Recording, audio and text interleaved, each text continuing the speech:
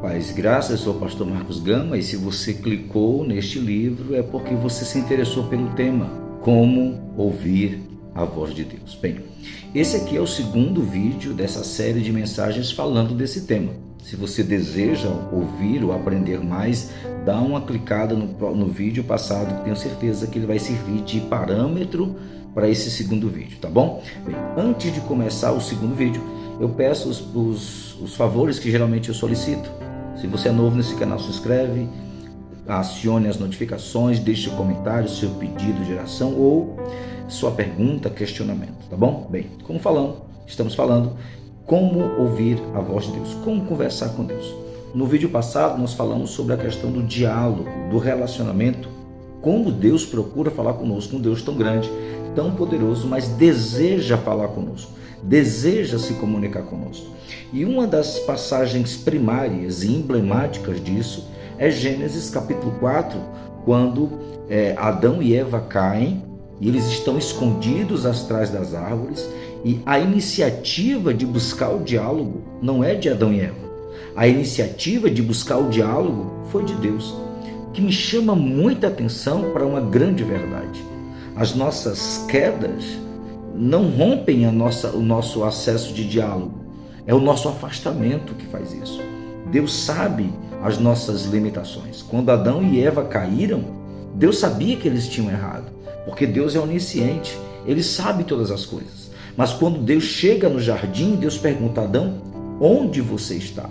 E é claro que é uma pergunta, vamos dizer, retórica, um Deus onisciente perguntando aonde que Adão está. Claramente, Deus estava falando que Adão tinha saído da sua posição primária, a posição que Deus o colocara. E é interessante que é o próprio Senhor que chama ele para a conversa. É o próprio Senhor que se dirige a ele. E tenho certeza que Adão estava envergonhado, tinha cozido algumas folhas para cobrir a sua nudez, mas aquilo não adiantava, porque a vergonha continuava, ele continuava escondido. Mas foi Deus que procurou conversar com ele, tirar ele de trás das folhas, de trás das árvores, para que ele pudesse se apresentar diante de Deus e assim iniciar um diálogo. E esse diálogo se fundamenta em basicamente 3 grandes princípios. Primeiro princípio singular, o princípio de um Deus que se relaciona, tenta se relacionar e conversar conosco, apesar da nossa condição. Apesar da desobediência de Adão, Deus queria falar com ele. Apesar da atitude errada de Adão, Deus queria falar com ele. Apesar de Adão ter saído da posição primária que Deus havia colocado, Deus queria falar com ele. Então perceba, para nós aprendermos a conversar, saber como Deus fala, precisamos entender que Deus quer se relacionar conosco apesar da falha. Não que Ele concorde com ela, não que Ele seja conivente com o que você fez, como Deus não foi conivente com Adão. Mas Deus sabe que para resolver essa situação, precisava conversar com Adão. Segundo princípio fundamental, não é Deus que se afasta da gente, somos nós que nos afastamos de Deus. E o distanciamento entre nós e Deus compromete o diálogo, compromete você ouvir a Deus. Muitas pessoas não é que não escutem, é porque a distância de Deus está tão grande que fica quase impossível ouvi-lo. Mas não é que Deus deixe de falar, porque Deus é um Deus de misericórdia, Deus de graça. E quero novamente fazer uma ressalva aqui. Deus é um Deus de amor, de misericórdia, mas não é conivente com o pecado. Você vê na própria história de Adão e Eva como vai ser liberada sentenças devido à desobediência, porque uma lei quebrada requer o cumprimento da lei. Mas eu acho interessante como Deus tenta conversar com ele. Deus tenta se comunicar apesar do erro. É ele que estava escondido. É ele que estava tentando dar um jeitinho e claramente não deu certo, porque Deus teve que intervir matando o animal no jardim do Éden para cobri-los de forma eficaz. O terceiro princípio é fundamental, lindo, maravilhoso. Os diálogos que Deus tem conosco são diálogos de restauração, são diálogos de cura, são diálogos que revelam, que mostram um Deus que cuida, um Deus que ama, um Deus que abençoa, um Deus que tenta tratar apesar das nossas guerras. Deus poderia ter chegado ali e já denunciado todo o pecado. Deus já sabia o que tudo tinha acontecido. Mas Deus primeiro se aproxima.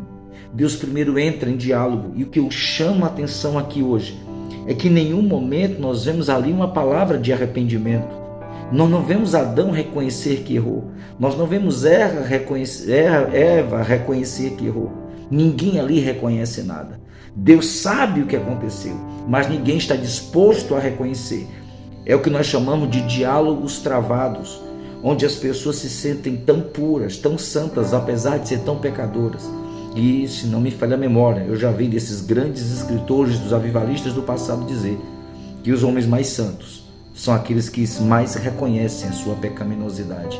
Porque diante de um Deus santo, quem é puro? Diante de um Deus santo, como disse Jó, quem vai ser puro? Mas nesse momento, Deus procura um diálogo sincero, um diálogo para se ajustar. E ninguém ali está disposto a reconhecer nada. Adão e Eva é como se fosse uma prefiguração do coração humano, que se recusa a reconhecer os erros, que se recusa a reconhecer suas falhas, que se recusa a dar a mão à palmatória. E o que eu acho lindo é Deus tentando ouvi-lo, tentando conhecê-lo. Antes de Deus promulgar a sentença, Deus está tentando ajustar a vida deles. Mas, infelizmente, sem o arrependimento, sem o reconhecimento do erro, não restava mais nada, a não ser as sentenças dadas que Deus promulgou sobre a serpente, sobre Adão e sobre a sua esposa. Que nós possamos entender nessa jornada de conhecer como Deus fala. Primeiro, que nós não podemos nos esconder das nossas falhas e que toda vez que Deus procurar falar conosco através de vários canais, nós possamos nos colocar à disposição e reconhecer a nossa condição, reconhecer as nossas limitações, as nossas falhas, os nossos pecados. Não esconder, mas ouvir de Deus qual é a proposta que Ele tem para solucionar essas chagas, essas dores, essas guerras, esses bloqueios de comunicação que muitas vezes nós construímos por não dar o lugar devido ao Todo-Poderoso. Que Deus em Cristo te abençoe e aguardo você no próximo vídeo. Compartilhe com o máximo de pessoas possível esse vídeo. Tenho certeza que vai abençoar muitas pessoas em nome de Jesus.